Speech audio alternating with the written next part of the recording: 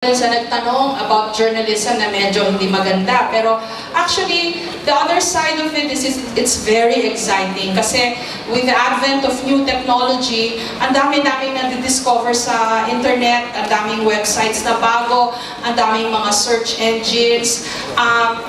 The potential is limitless. The possibilities are endless. So it's exciting in that sense. Ako, sa generation ko, natutuwa na lang ako, pinapagpasalamat ko na lang na at least nakita ko yung vinyl records, nakita ko yung tape, yung cassette, di ba?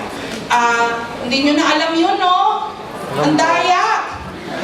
Hindi nyo na alam paano nagsimula ang bago nagkaroon ng iPad? Nakakita na ba kayo ng typewriter? Opo! Salamat, mga ilig.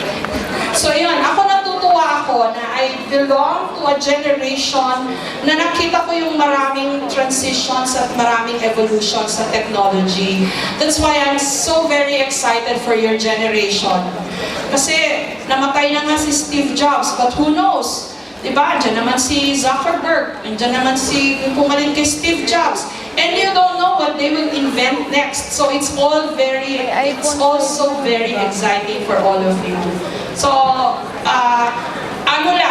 work on your basics.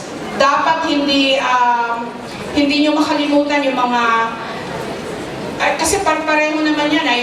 I really honestly believe that content will always be king. Kahit ano pang technology ang dumating, kung kulang kayo dito, sayang naman, di ba? So work on this first.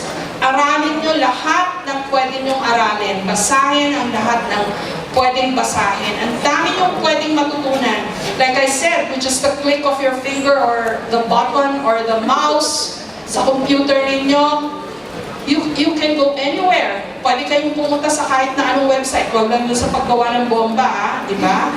Huwag lang yun sa mga masasamang bagay. Pero ang daming possibilities. So, work on this and everything else will follow. Thank you, Miss Jessica. I really feel honored.